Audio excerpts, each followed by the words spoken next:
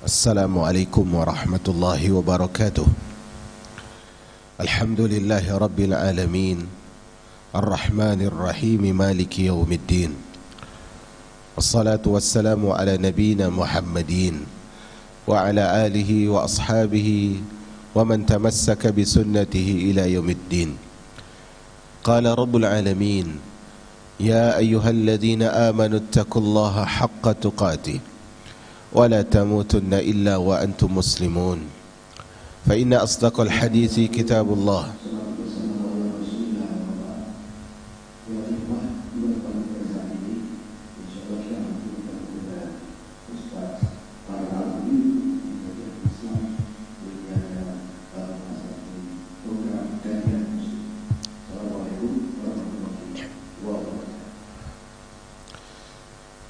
Alhamdulillah wassalatu wassalamu ala rasulillah wa ala alihi wa ashabihi wa man wala wa la hawla wa la quwata illa billah.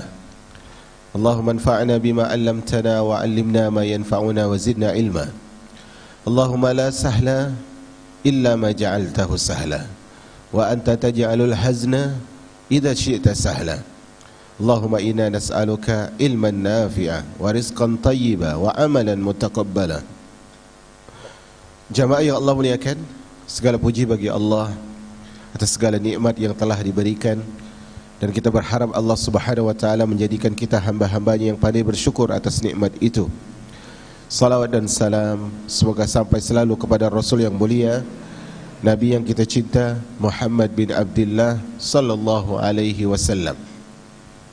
Hari ini insyaallah kita akan mengambil beberapa bab atau beberapa judul dalam kitab Fawaidul Fawaid. Karenanya insyaAllah kita akan sedikit cepat dan tidak terlalu lama dalam membahas dari apa yang akan kita baca. Dan insyaAllah kita akan mulai dengan halaman 181. Kita akan ambil petunjuk dari surat Qaf ayat yang ke-17 dan insyaAllah sampai kepada ayat yang ke-30. Allah berfirman, A'udzu billahi minasyaitonir rajim. Idh yatalaqqal mutalaqqiyani 'anil yamini wa 'anil shimali qa'id. Ma yalfidhu min qawlin illa ladayhi raqibun 'atid. Wa ja'at sakratul maut bil haqq. Dzalika ma kunta minhu tahid. Kita mulai dari surah Qaf ayat 17 sampai 19. Pada surat ini jamaah yang Allah muliakan, dan ini adalah kelanjutan dari pembahasan kita sebelumnya. Dalam ayat ini dimulai dengan ayat yang ke-17, Allah Subhanahu wa taala mengabarkan bahwasanya di sisi setiap hamba itu ada dua orang malaikat. Di sebelah kanan dan sebelah kirinya ada masing-masing seorang malaikat, atau ada masing-masing satu malaikat yang mencatat semua perbuatan dan perkataannya. Kemudian Allah Subhanahu wa taala, saya bacakan dulu nanti baru kita syarahkan insyaallah.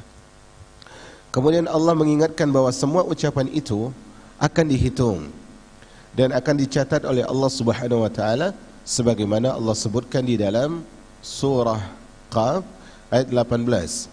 Ma yalfizu min qawlin illa ladaihi raqibun atid. Tidak ada satu pun ucapan melainkan di sisinya malaikat yang selalu mengawas dan mencatat. Jadi raqib dan atid itu bukan nama malaikat. Raqib dan atid itu bukan nama, tetapi itu adalah tugas dan posisi mereka. Jadi bukan nama malaikat. Nah, di samping mencatat perbuatan juga dicatat perkataan-perkataan seorang hamba. Intensitas perbuatan kalau kita lihat, kata beliau, lebih sedikit bila dibandingkan dengan ucapan.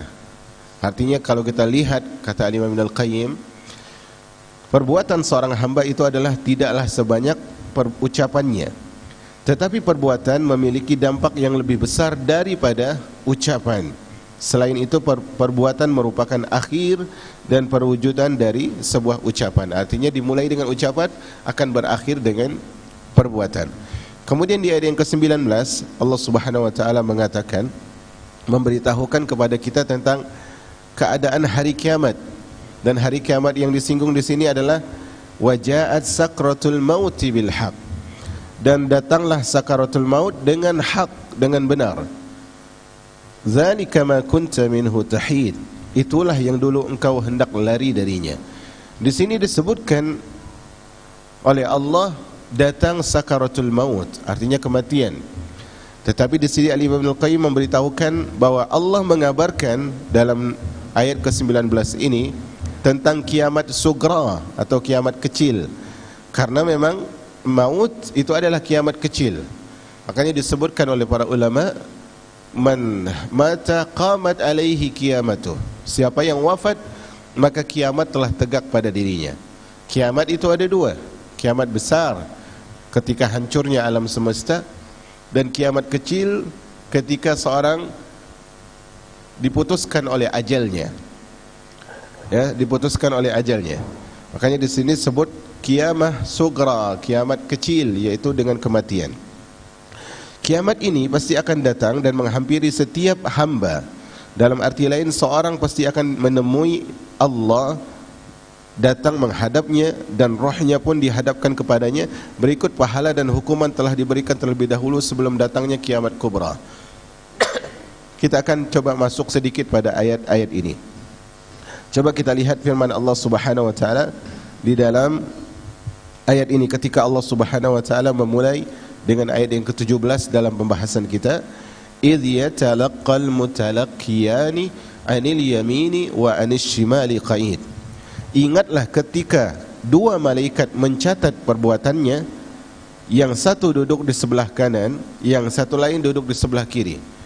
Saya teringat ucapan guru saya, guru fikih dakwah, yaitu bagaimana seorang berdakwah itu diajarkan kita waktu itu. Guru yang mengajar fikih dakwah ketika menyebutkan, menterjemahkan kata malakun, malak artinya malaikat, saat itu beliau mengucapkan satu malaikat, dan beliau mengatakan, saya tidak berani mengatakan seorang malaikat. Saya tidak berani mengatakan seorang malaikat karena saya tidak tahu apakah malaikat itu orang ataukah bukan. Tetapi jalan selamatnya, kata beliau, saya terjemahkan satu malaikat. Dan ini mengajarkan kepada kita kehati-hatian ahlus sunnah wal jamaah. Idh yatalaqqal mutalaqqiyani 'anil yamini wa 'anil shimali qa'id. Ingatlah ketika dua malaikat mencatat perbuatannya, yang satu duduk di sebelah kanan, yang satu duduk di sebelah kiri.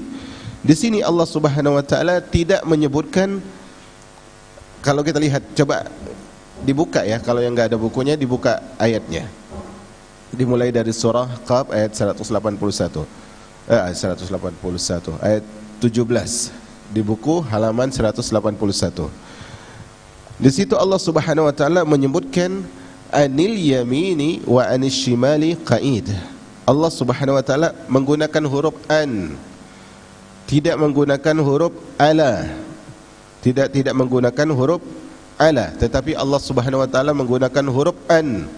Dan ini saya tidak akan terlalu masuk dalam pembahasan bahasa karena nanti Anda akan pusing mungkin, tapi saya akan jelaskan ringkasnya. Ketika Allah tidak menggunakan alal yamini wa alal shimal, tapi menggunakan anil yamini wa anil shimal, di situ menandakan malaikat yang ditugaskan untuk mencatat amalan kita, perbuatan kita, itu kata para ulama lebih dekat daripada urat nadi kita. Mereka lebih dekat daripada urat nadi kita. Mungkin akan ada orang yang berkata, yaitu orang yang ragu dengan perkara-perkara agama, mungkin ada orang berkata, tetapi saya merasakan menyentuh bagian kiri, bagian kanan, tidak merasakan apa-apa. Maka kita katakan ini adalah perkara gaib yang tidak bisa kita rasakan dengan indera tubuh kita ini, tetapi yang bisa mempercayai itu adalah iman yang kuat kepada Allah Subhanahu wa taala. Di sini disebutkan oleh Allah anil yamini wa anil shimal, di sisi kiri dan di sisi kanan dan di sisi kiri, dan mereka sangat dekat. Apa kata Allah Subhanahu wa taala? Qa'id. Qa'id itu artinya duduk dan pasti Dan mereka mencatat amalan dan perbuatan seorang hamba. Apapun dicatat oleh mereka, karena nanti mereka akan menjadi saksi pula pada hari kiamat. Karena itu mereka sangat detail mencatatnya. Nah, perlu diketahui jamaah yang Allah muliakan, dan ini penting ya untuk adik-adik, ibu-ibu dan yang lainnya, pemirsa yang dirahmati oleh Allah. Catatan yang ada di tangan malaikat itu bisa berubah. Catatan yang ada di tangan malaikat itu bisa berubah dan bisa dihapus. Bisa berubah dan bisa dihapus. Ini sebagaimana yang Allah Subhanahu wa taala sebutkan di dalam salah satu firman-Nya, yamhullahu ma yasha'u wa yusbit wa indahu ummul kitab. Surat apa ini? Yamhullahu ma yasha'u wa yusbit wa indahu ummul kitab. Saya lupa surat apa. Allah Subhanahu wa taala mengatakan Allah menghapus apa yang Allah kehendaki dan Allah menetapkan apa yang Allah kehendaki. Wa indahu ummul kitab, dan di sisi Allah ummul kitab. Ummul kitab di sini apa maksudnya? Ummul kitab di sini maksudnya adalah Lauhil Mahfuz. Ummul kitab di sini adalah maksudnya Lauhil Mahfuz. Nah, di sini jamaah yang dirahmati oleh Allah Subhanahu wa taala, catatan yang ada di Lauhil Mahfuz itu tidak akan berubah. Catatan yang ada di Lauhil Mahfuz itu tidak akan berubah. Tetapi catatan yang ada di tangan seorang hamba, di tangan seorang malaikat maksudnya, di tangan malaikat maksudnya, dia bisa berubah. Contohnya ketika kita mendengarkan sabda Nabi sallallahu alaihi wasallam, "Man ahabba an yubsata lahu fi rizqihi wa yunsha'a lahu fi amalihi falyasil rahimah." Siapa yang ingin diluaskan, dilapangkan rezekinya, dan siapa yang ingin dipanjangkan usianya, kata Rasul, maka hendaknya dia menyambung rahimnya, menyambung tali silaturrahim. Pertanyaan kita, kok bisa rezeki kan sudah ditetapkan? Kenapa bisa bertambah, bisa menjadi lebih luas? Ajal kan juga sudah ditetapkan, kok bisa menjadi panjang? Kata para ulama, karena catatan yang ada di tangan malaikat itu bisa berubah. Tetapi di Lauhil Mahfuz itu sudah tertulis, fulan dengan amalnya, dengan menyambung silaturahim, dia akan dipanjangkan usianya, diberkahi usianya, dan dia akan dilapangkan rezekinya. Di sini jemaah yang dirahmati oleh Allah Subhanahu wa taala mengajarkan kepada kita bahwasanya kitab yang ada di Lauhil Mahfuz tidak berubah, tetapi kitab yang ada di tangan malaikat itu berubah. Di antara dalilnya juga kita lihat ketika Allah Subhanahu wa taala berfirman, wa aqimis salata tarafain nahari wa zulafan minal lail. Kata Allah, dan dirikanlah salat di dua sisi, siang dan di waktu malam. Apa kata Allah? Innal hasanat yuzhibna sayyiat.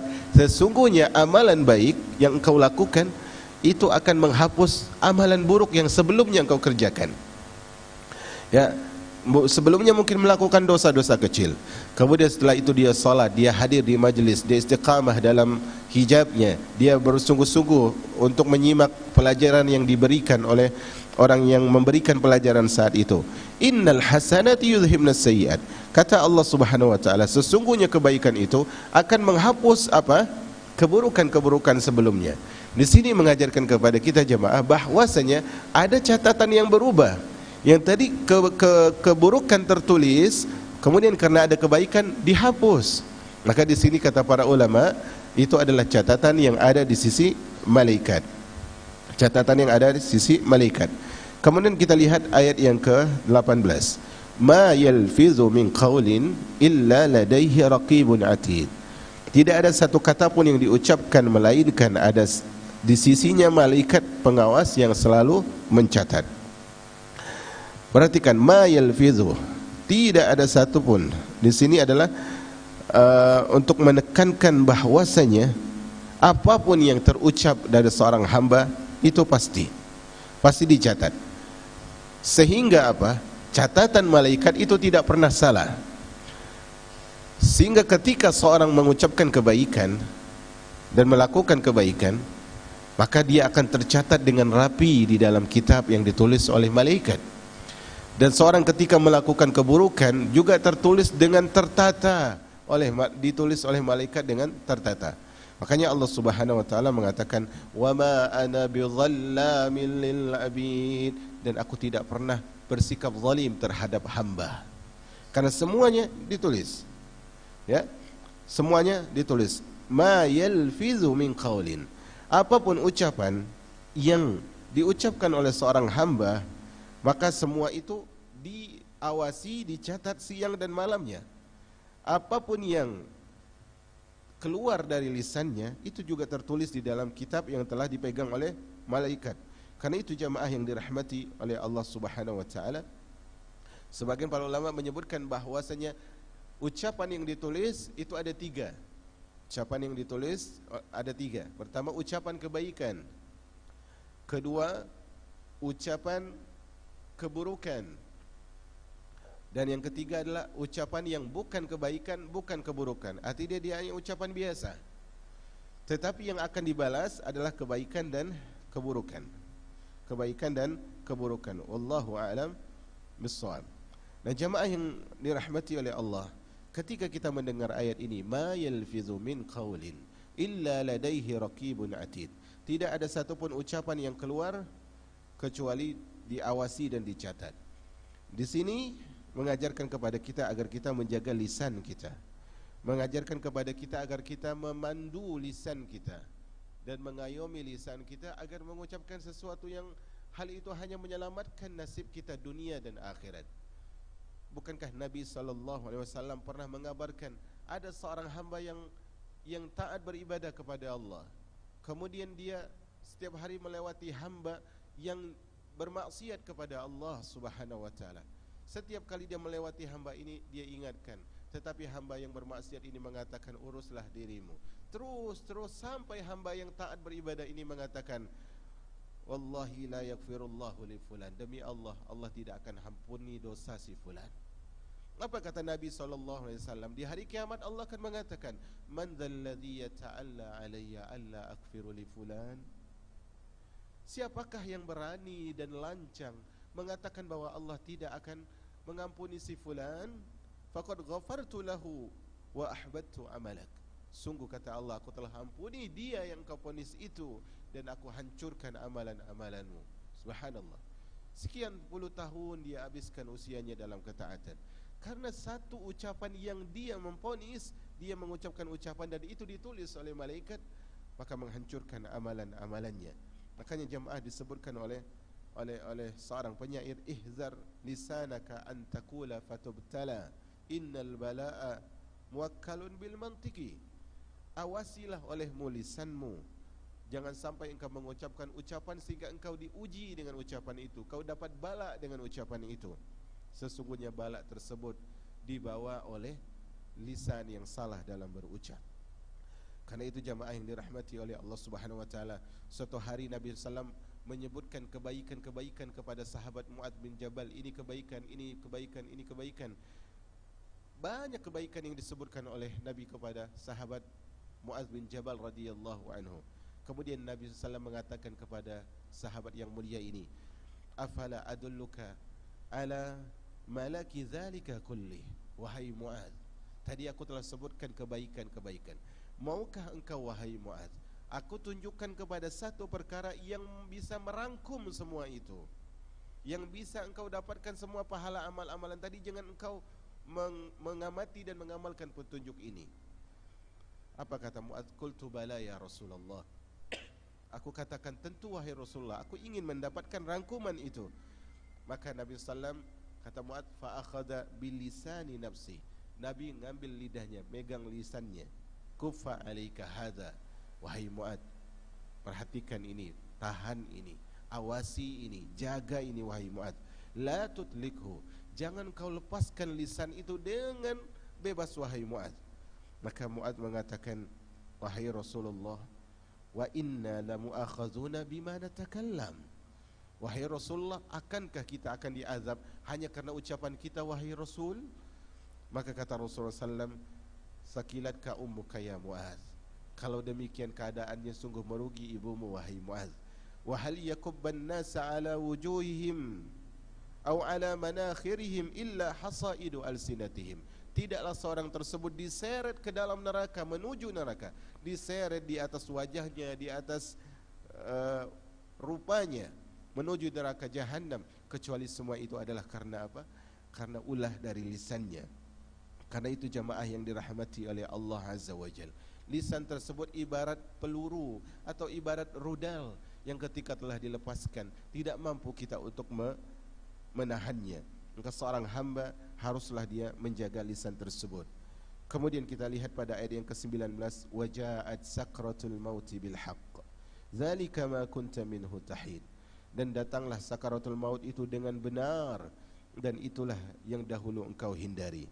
Di sini Allah Subhanahu wa taala menyebutkan sakratul maut. Sakrah itu artinya adalah secara bahasa sesuatu yang menutup, sesuatu yang menutup, sehingga orang yang ketika mabuk tertutup akalnya itu disebut dengan sakran. Makanya teman-teman yang belajar bahasa Arab, tajwid khususnya juga harus perhatikan. Sakran itu mabuk, ataupun adapun syakran itu adalah syukur. Maka harus diperhatikan di sini. Walaupun ketika belajar tajwid jangan terlalu berlebihan sehingga melalaikan pelajaran yang lebih penting. Kemudian di sini Allah Subhanahu wa taala menyebutkan sakratul maut.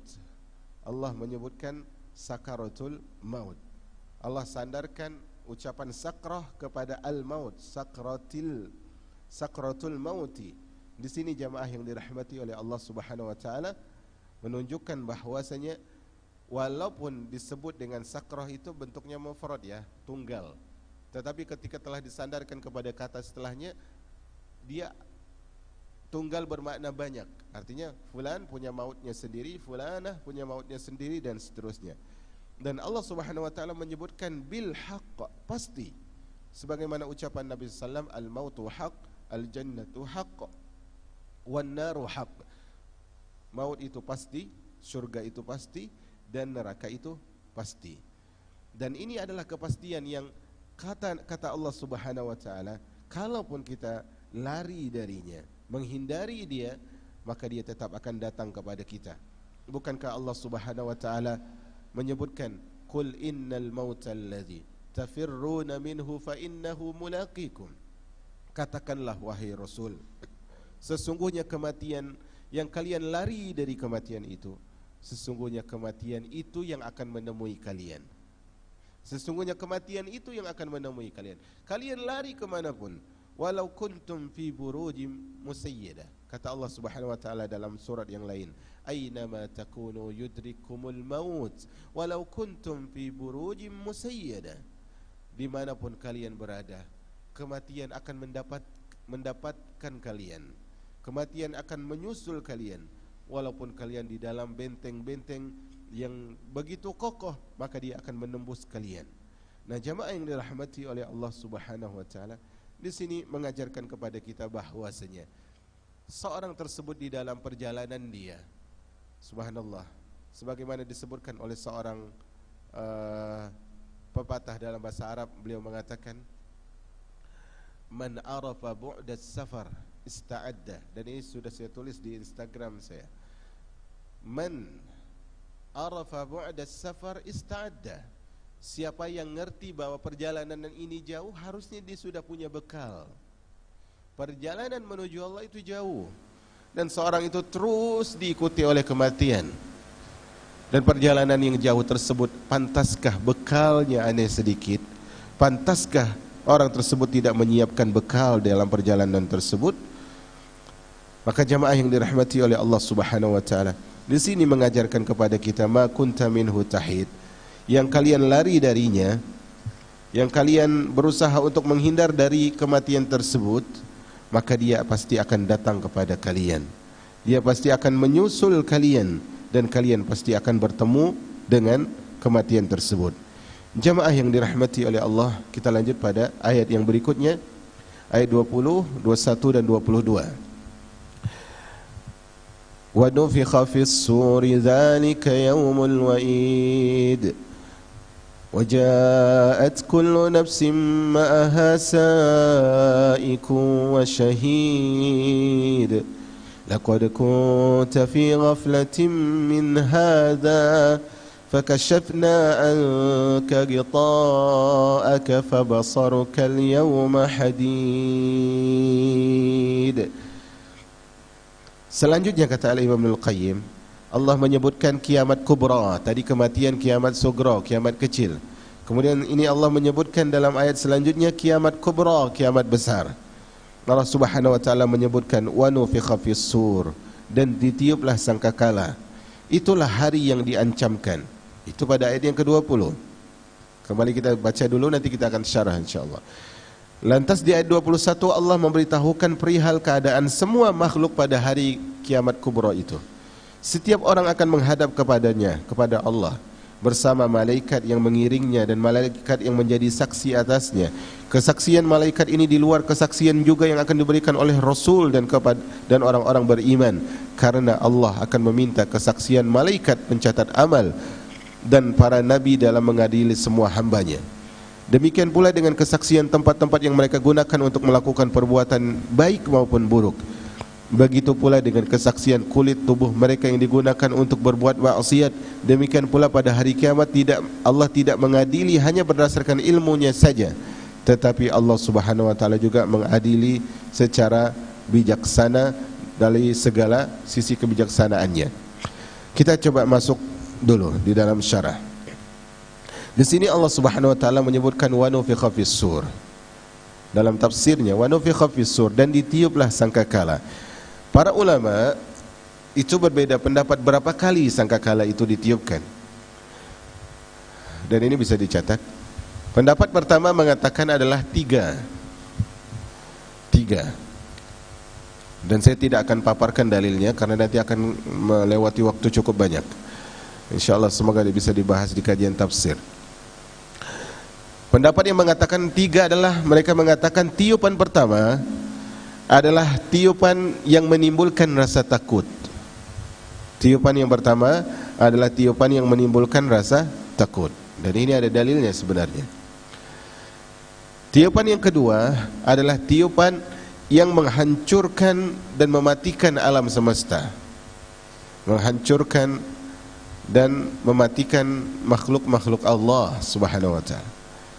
Sementara tiupan yang ketiga adalah tiupan kebangkitan. Tiupan kebangkitan. Itu pendapat pertama dari golongan sebagian para ulama. Pendapat kedua mereka mengatakan tiupan sangkakala hari kiamat itu ada dua.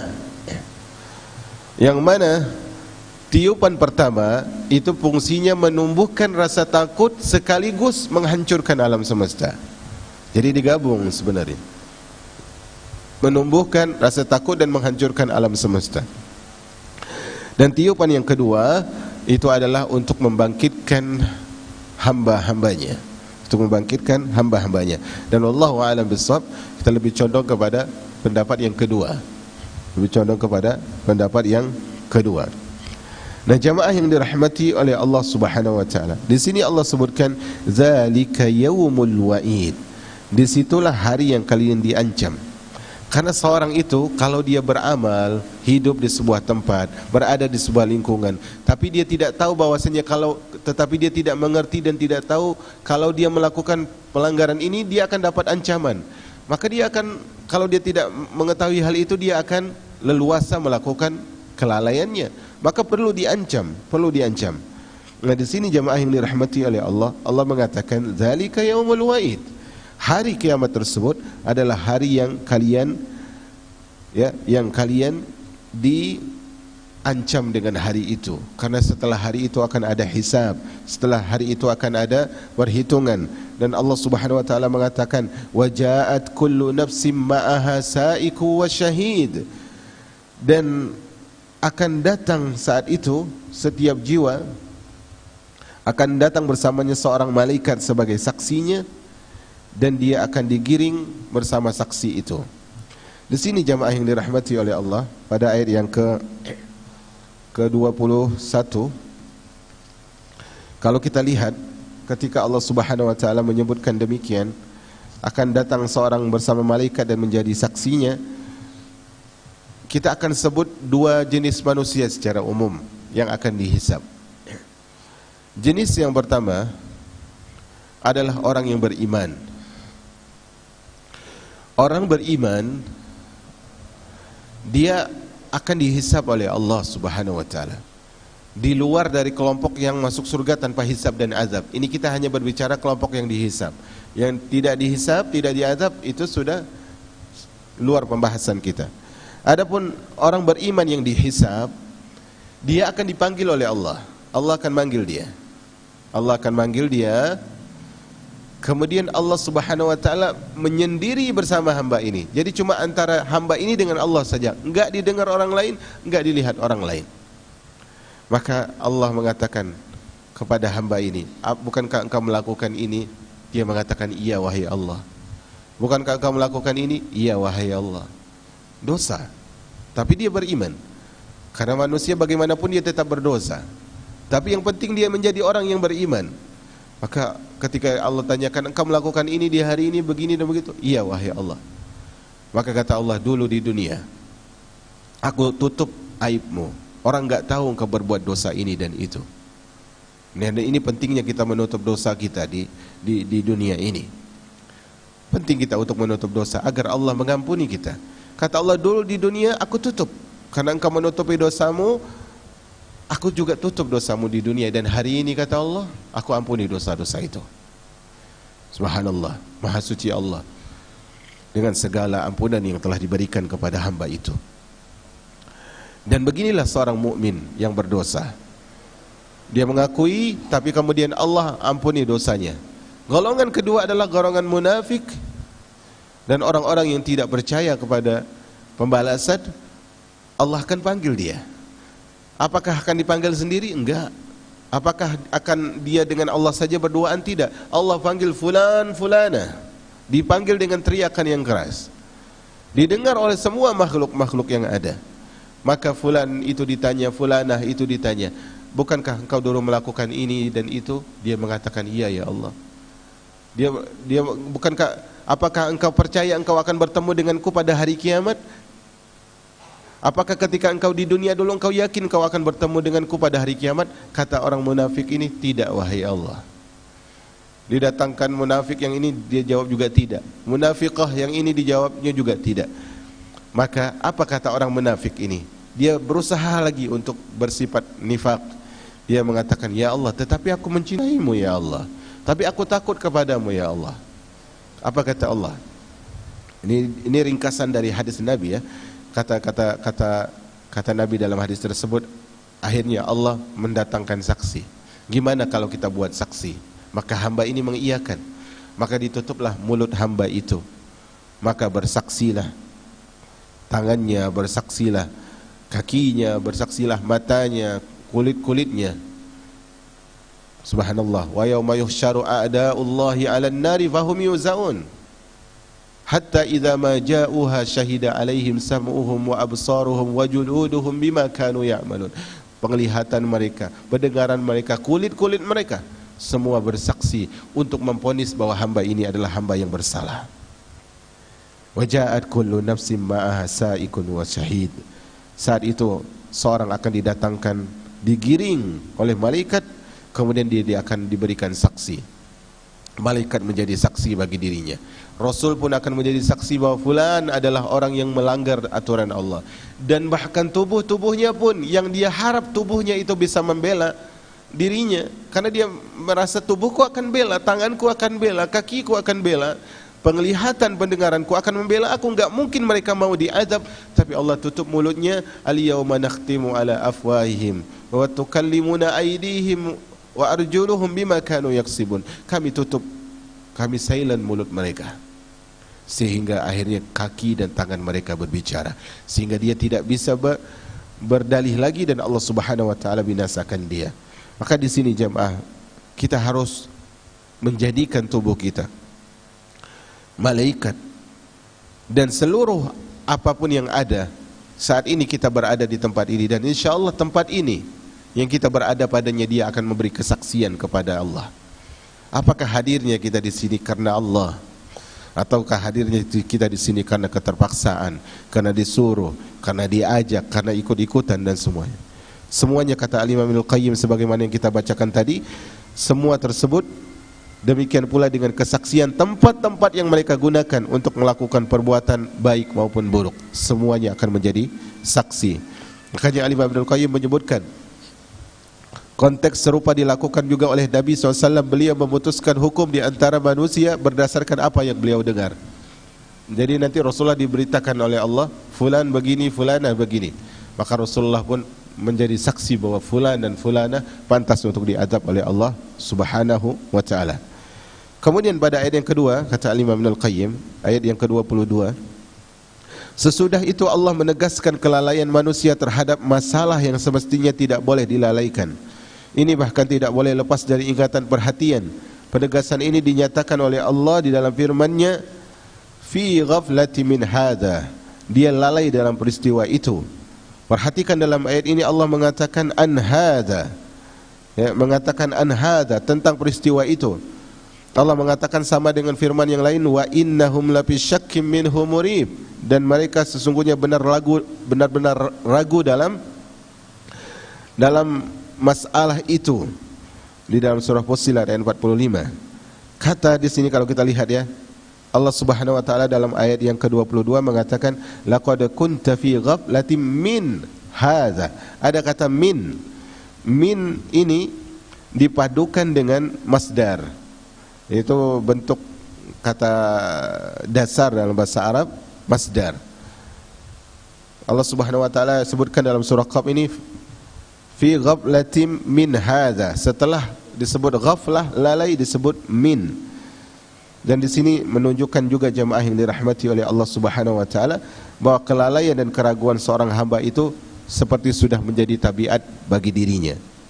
Maka Imam Ibnul Qayyim sebutkan di sini kelalaian dan keraguan itu seakan-akan bermula dari diri hamba itu sendiri, sehingga dirinya lah yang dituding sebagai tempat munculnya kedua hal negatif ini. Dia ragu dan dia lalai. Kenapa dia bisa ragu dan lalai? Karena memang jiwanya buruk. Ada orang yang jiwanya seperti itu, terus larut di dalam kelalaian, larut di dalam keraguan kepada Allah Subhanahu wa taala. Maka kata Al-Imam Ibnul Qayyim, susunan kalimat pada kedua ayat di atas, yaitu surah Qaf ayat 22 dan surah Fussilat ayat 45, lebih, kata beliau, susunan kalimat pada kedua ayat di atas lebih dalam daripada susunan fi ghaflatin anhu dan fi syakkin fihi. Artinya berbeda konteksnya ya. Kalau saya masuk dalam bahasa jadi nanti akan jadi pusing. Intinya di sini adalah beliau ingin menjelaskan bahwasanya memang jiwa ini jiwa yang buruk, sumber kelalaian, sumber keraguan.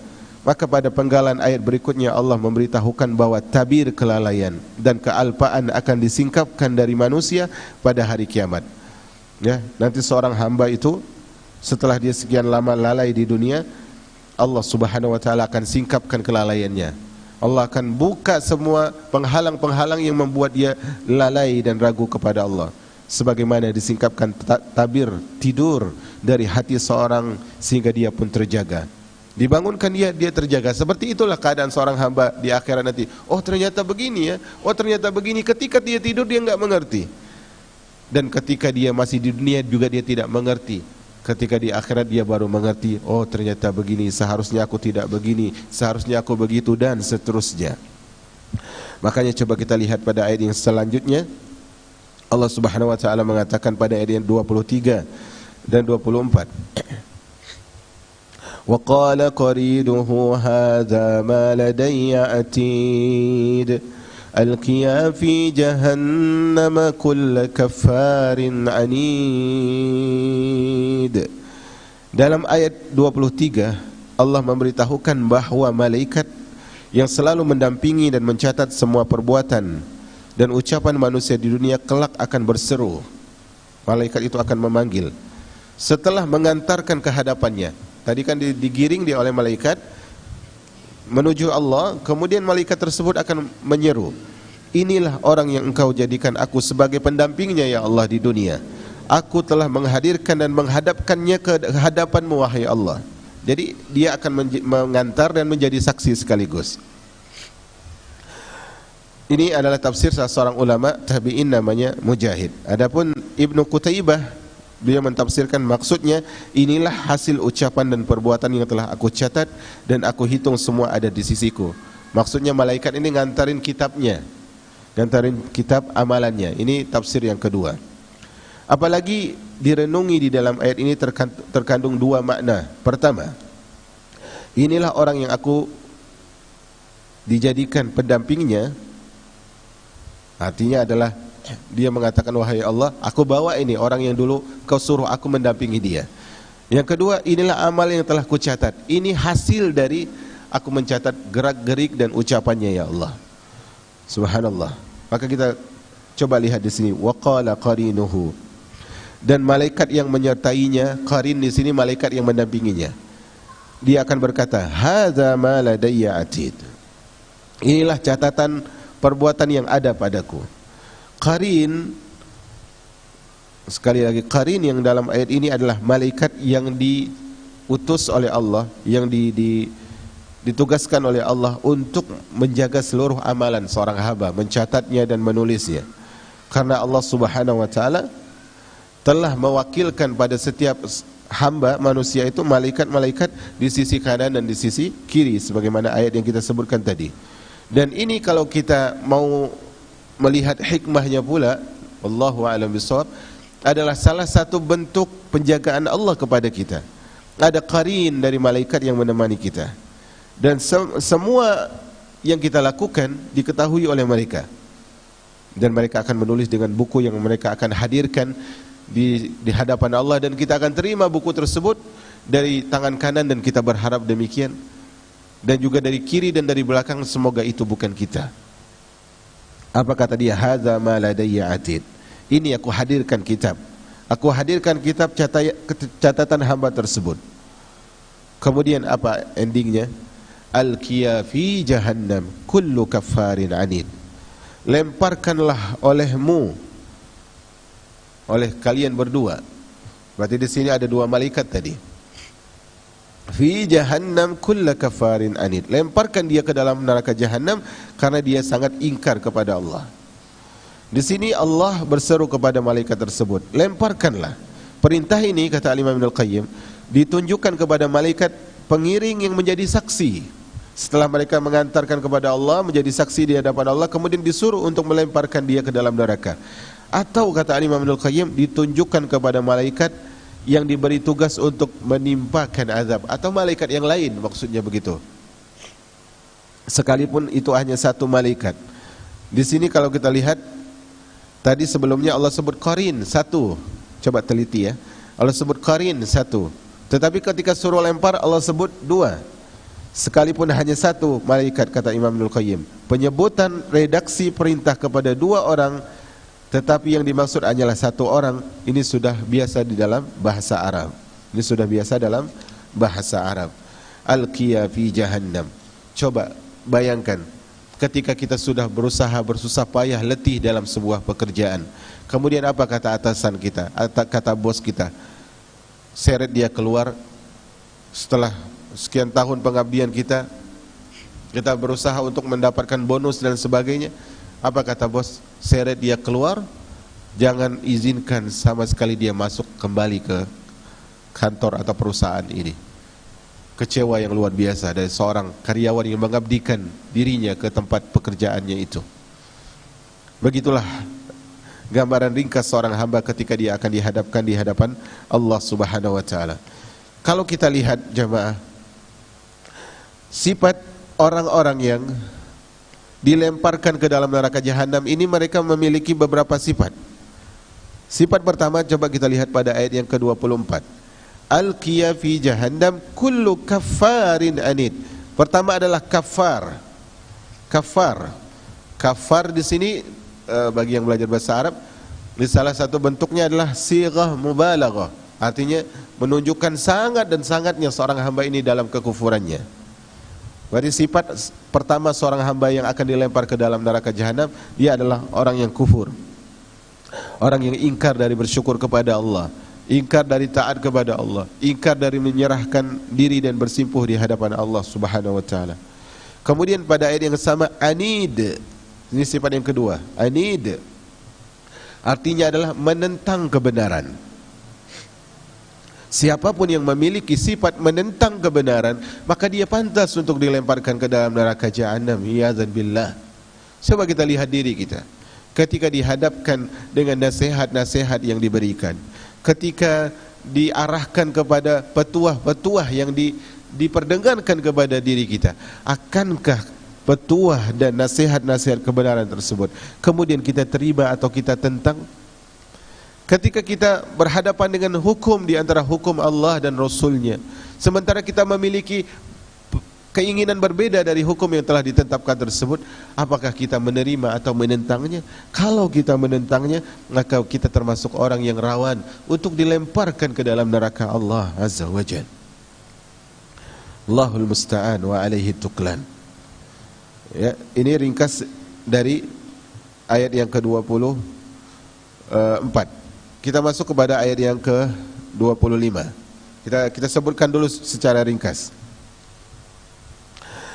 Kata beliau selanjutnya, kata Allah Subhanahu wa taala, manna'il lil khairi mu'tadim murib, alladhi ja'ala ma'allahi ilahan akhar fa'alqiyahu fil 'adzabis syadid. Yang sangat enggan melakukan kebaikan, melampaui batas dan bersikap ragu, yang juga mensekutukan Allah dengan Tuhan yang lain, maka lemparkanlah dia ke dalam azab yang keras. Tadi kita sebutkan sudah berapa sifat? 2. Sifat ketiga dari penduduk neraka atau orang-orang yang kafir, dan itu ada di halaman sebelah ya, halaman 189. Sifat yang selanjutnya adalah manna'il lil khair, menghalangi kebaikan, baik kebaikan untuk dirinya sendiri berupa ketaatan kepada Allah dan Rasul, maupun kebaikan untuk orang lain, maka itu tidak mempunyai kebaikan untuk dirinya sendiri maupun untuk sesamanya. Artinya di sini adalah sifat ketiga adalah dia menghalangi kebaikan dari berbagai macam bentuknya. Dia menghalangi dakwah, dia menghalangi orang untuk bersedekah, dia menghalangi orang untuk mengadakan ta'lim, dia menghalangi orang untuk menuju tempat kebaikan. Maka ketika itu sifat dia, maka dia pantas untuk menjadi penduduk neraka. Karena dia bukan hanya orang yang buruk, tetapi dia juga adalah orang yang menghalangi orang lain daripada menuju tempat-tempat kebaikan. Sifat yang keempat dari penduduk neraka atau orang yang kafir adalah mu'tadin. Mu'tadin. Mu'tadin ini adalah melampaui batas. Melampaui batas. Kalau di buku ini disebutkan yang keempatnya adalah menghalangi kebaikan untuk orang itu, suka memusuhi orang lain, menzalimi sesama, menyakiti mereka dengan perbuatan dan ucapan selanjutnya. Ini sebenarnya masuk dalam sifat ketiga. Sifat ketiga keempat adalah keempat adalah mu'tadin, melampaui batas. Karena maksudnya melampaui batas apa? Dia bukan hanya melarang kebaikan, mencegah kebaikan saja, tetapi dia justru memerangi kebaikan itu. Dia bukan hanya melarang orang, justru dia yang menyerang. Ini sebagaimana yang dilakukan oleh orang-orang Quraisy semena-mena, atau orang-orang yang berbeda kelompok dengan Ahlus Sunnah wal Jamaah.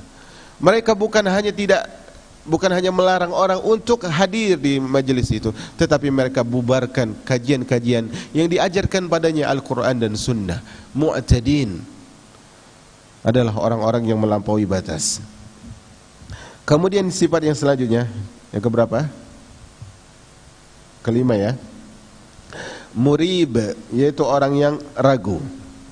Di sini disebutkan oleh Imam Ibnul Qayyim, bersikap skeptis, yaitu ragu terhadap kebenaran, Tidak hanya sebatas itu, bahkan dia juga ragu mendatangkan hal yang dia juga selalu mendatangkan hal yang meragukan. Maka di dalam bahasa Arab disebutkan fulanun murib, artinya fulan bersikap ragu. Ragu di sini maksudnya jemaah yang dirahmati oleh Allah adalah dia ragu dalam perkara-perkara agama. Dia ragu tentang kebenaran, dia ragu tentang petunjuk Rasul alaihi salatu wassalam. Maka ketika orang ragu dengan utusan Allah, ragu dengan kitab yang Allah turunkan, ragu dengan dakwah yang Allah suruh mendakwahkannya, maka dia juga salah satu penduduk neraka Jahannam. Sifat selanjutnya yang keenam adalah alladzi ja'ala ma'allahi ilahan akhar, yaitu yang menjadikan Tuhan yang lain bersamaan dengan Allah, yaitu mensekutukan Allah. Mensekutukan Allah di sini itu ada dua makna. Pertama adalah dia adalah menyembah Tuhan selain Allah Subhanahu wa taala, baik itu batu, berhala, baik itu matahari dan sebagainya, malaikat dan sebagainya, sebagaimana dilakukan oleh kaum musyrikin. Atau dia mensekutukan Allah dengan hawa nafsunya. Artinya ini bukan hanya orang kafir yang menyembah berhala dan semisalnya, tetapi juga orang-orang yang mengikuti hawa nafsunya. Contohnya adalah seorang ketika dia semua pola pikirnya, semua pola hidupnya, bagaimana saya untung, bagaimana cuan agar dapat ini dan itu. Bahkan dalam dakwah pun dia ingin untung dari segi materi. Maka dalam hal ini dia disebut dengan penyembah harta. Bukankah Allah Subhanahu wa taala atau Rasul mengatakan ta'isa abdud dinar, ta'isa abdud dirham dan seterusnya.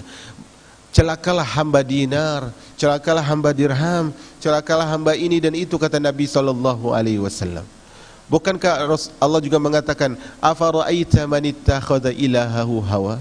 Tidakkah engkau melihat orang yang menjadikan hawa nafsunya sebagai tuhannya? Maka orang seperti ini juga dia menjadi salah satu ciri orang yang berhak untuk dilemparkan secara hina ke dalam neraka Jahannam. Maka siapapun poinnya seperti ini, artinya dia menjadikan hawa nafsunya sebagai setir dalam kehidupannya, maka dia pantas untuk dilemparkan ke dalam neraka Jahannam. Kita lanjut pada ayat selanjutnya. Qala qarinuhu rabbana ma atghaytuhu walakin kana fi dhalalin ba'id. Qala la takhtasimu ladayya wa qad qaddamtu ilaykum bil wa'id. Ma yubaddalu al-qawlu ladayya wa ma ana bidhallamin lil 'abid. يوم نقول لجهنم هل امتلأت وتقول هل من مزيد. قال قرينه. Di sini Allah Subhanahu wa taala menyebutkan qala qarinuhu, maka qarinnya mengatakan. Ini qarin yang berbeda, qarin berupa syaitan. Karena kata Nabi SAW, tidak ada seorang pun di antara kalian kecuali ada qarin dari syaitan. Maka para sahabat mengatakan, apakah engkau juga sama wahai Rasul? Kata Rasul, iya sama. Hanya saja Allah sudah menaklukkan qarin itu sehingga taat kepada diriku. Dia mengatakan qala qariduhu rabbana ma atghaituhu. Setan yang menyertainya berkata pula, wahai Tuhan kami, aku tidak menyesatkannya. Walakin kana fi dhalalin ba'id.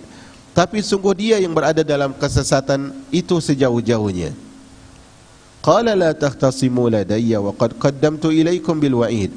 Maka kata Allah, janganlah kalian bertengkar. Engkau wahai syaitan, qarin, dan engkau wahai manusia, jangan bertengkar. Sungguh dahulu aku telah memberikan ancaman kepadamu. Ma yubaddalul qawlu ladayya wa ma ana bidhallamin lil 'abid. Keputusanku tidak bisa diubah, tidak bisa diganti, dan aku tidak mungkin menzalimi seorang hamba. Pada hari ketika kami berkata kepada neraka Jahannam, wahai neraka Jahannam, sudahkah engkau penuh? Apa kata neraka Jahannam? Apakah ada tambahan wahai Allah? Allahumma musta'an. Perhatikan di sini. Pada ayat yang ke-27. Ya. Pada ayat yang ke-27 disebutkan bahwa syaitan tersebut mengatakan dia tidak menyesatkan manusia. Dan ginilah syaitan, dia di dunia memberikan harapan-harapan, kemudian ternyata di akhirat dibuktikan bahwa harapan itu adalah harapan palsu. Kita lihat halaman 190 di poin 2. Sekelompok ulama berpendapat bahwa yang dimaksud dengan pendamping atau qarin manusia pada ayat yang ke-27 surat Qaf tersebut adalah malaikat. Sebagian mengatakan demikian. Itu karena dia mengklaim bahwa malaikat yang menyertainya telah memanipulasi catatan buruknya dan berlaku zalim kepadanya. Padahal dia tidak melakukan semua perbuatan yang dicatat oleh qarin tersebut. Sebagian mengatakan ini qarinnya tetap malaikat, tapi hamba ini menyalahkan malaikat ini karena menurut dia malaikat ini salah catat. Hamba itu menuduh malaikat terburu-buru mencatat keburukan-keburukan sebelum bertaubat dan tidak mau menunda pencatatan sampai bertaubat. Ini pendapat yang pertama. Menurut pendapat ini, malaikat itu pun menyanggah tuduhan tersebut. Aku tidak mendahului catatan atas apa yang telah dikerjakan. Aku tidak buru-buru sebelum mencatatnya, artinya sebelum dia bertaubat, aku tidak buru-buru mencatatnya, tetapi dia sendiri yang berada dalam kesesatan. Dia nyalahin aku, ya Allah, padahal dia sendiri yang sesat. Sebelumnya Allah memberitahukan pertengkaran orang kafir dengan qarin mereka di hadapannya pada dua surat, yaitu surat Saffat dan surat A'raf. Dia juga mengabarkan tentang pertengkaran umat manusia di hadapan Allah kelak. Itu disebutkan dalam surah Zumar. Bahkan dia memberitakan perihal pertengkaran di dalam neraka. Di dalam neraka kelak akan ada pertengkaran, itu disebutkan dalam surah Asy-Syura. Walaupun ada pendapat lain mengatakan qarin di sini adalah siapa? Adalah syaitannya. Kemudian perubahan ketentuan di sisi Allah. Selanjutnya Allah menegaskan dalam ayat 29 bahwa ketentuan yang sudah ditetapkan di sisi Allah tidak berubah. Ma yubaddalul qawlu ladayya. Ketentuan di sisi Allah itu tidak akan berubah. Keputusan di sisiku, kata Allah, tidak akan berubah. Wa ma ana bidzallami lil abid. Dan aku tidak menzalimi hamba-hambaku. Subhanallah. Ingat, sesuatu ini penting untuk catatan hidup dan penting untuk kita tulis. Artinya, sesuatu yang kita lakukan dan mungkin terlanjur kita lakukan, tapi kita masih di dunia, bisa kita ubah. Bisa kita ubah dengan izin Allah Subhanahu wa taala. Tetapi ketika kita sudah dihisab oleh Allah, ma yubaddalul qawlu ladai. Semuanya tidak bisa diganti. Semuanya akan dibalas dengan keadilan Allah Subhanahu wa taala dan hikmahnya. Ada satu pendapat, yaitu pendapat pertama, yang menjelaskan bahwa yang dimaksud dengan keputusan yang tidak bisa dirubah itu adalah keputusan Allah dalam firman yang sesuai dengan surah Hud ayat 119. La amla'anna jahannam minal jinnati wan nasi ajma'in. Keputusanku sudah tidak bisa diubah bahwa aku akan memenuhi neraka jahanam itu dengan jin dan manusia yang durhaka. Artinya pasti akan ada jin dan manusia yang masuk ke dalam neraka, dan itu tidak bisa berubah. Termasuk di dalamnya janji Allah kepada orang beriman berupa syurga, bahwasanya janji ini tidak akan diubah dan tidak akan dilanggar. Ibnu Abbas mentafsirkan maksudnya, tidak ada istilah ingkar janji bagiku, yaitu bagi Allah, baik kepada yang mentaatiku maupun yang bermaksiat kepadaku. Sedangkan Imam Mujahid rahimahullah menerangkan maknanya, aku telah menetapkan segala keputusan takdir. Jadi semuanya orang zalim, aku tidak rubah ketentuanku. Orang yang taat, aku tidak rubah ketentuanku. Maka dalam pendapat lain, pendapat yang kedua, dikemukakan bahwa maksud ayat ini adalah ketentuan yang ada padaku tidak bisa diubah dengan kebohongan dan kepalsuan. Engkau berusaha untuk membela diri, engkau taat kepadaku, tapi catatan malaikatku telah membuktikan bahwa engkau bohong atas klaimmu itu, dan itu tidak bisa engkau ubah. Ketentuanku tidak bisa diubah dengan kebohongan dan kepalsuan, sebagaimana yang berlaku pada raja-raja dan hakim ketika mana? Di dunia. Tapi ketika hakimnya adalah Allah di akhirat, maka tidak bisa dirubah. Kita ke halaman setelahnya. Al-Farra menerangkan, maksudnya apa yang ada padaku tidak dapat didustakan karena aku mengetahui perkara gaib. Artinya kalau hamba ini juga mau bohong, Allah tahu kebohongan hamba itu karena Allah mengetahui perkara gaib. Ibnu Qutaibah menjelaskan maknanya, ketentuan yang ada padaku tidak dapat diubah, tidak dapat ditambah atau dikurangi, karena Allah berfirman, al-qawlu ladayya, keputusan di sisiku, dan tidak mengatakan qauli, keputusanku. Kalimat ini seperti halnya ungkapan la yukazzabu indi, yang artinya keputusan yang ada di sisiku tidak bisa didustakan.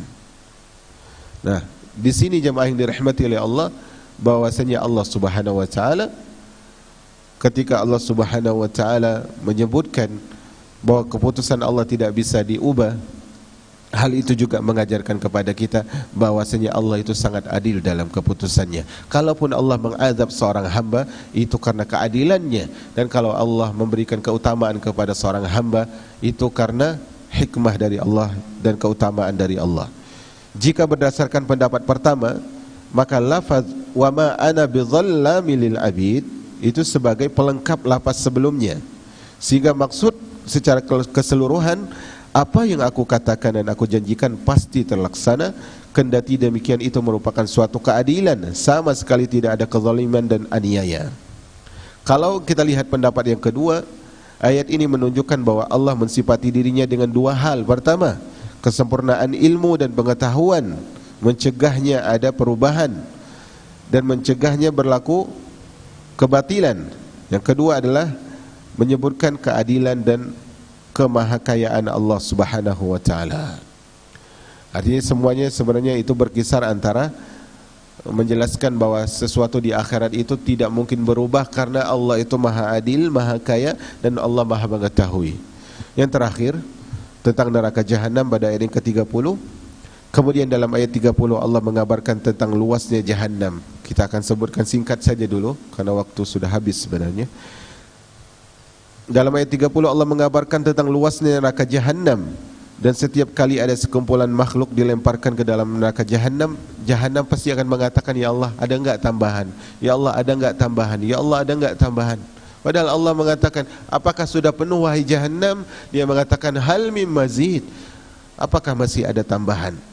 Maka kelirulah orang yang menganggap bahwa kalimat tersebut menunjukkan penafian tambahan oleh jahanam, sehingga mereka mentafsirkan tidak ada tambahan lagi setelah itu. Maksud mereka, ini adalah hadis yang tidak sahih ya, mereka berdalil bahwasanya hal mim mazid itu maksudnya neraka jahanam itu bertanya apakah harus ditambah lagi ya Allah.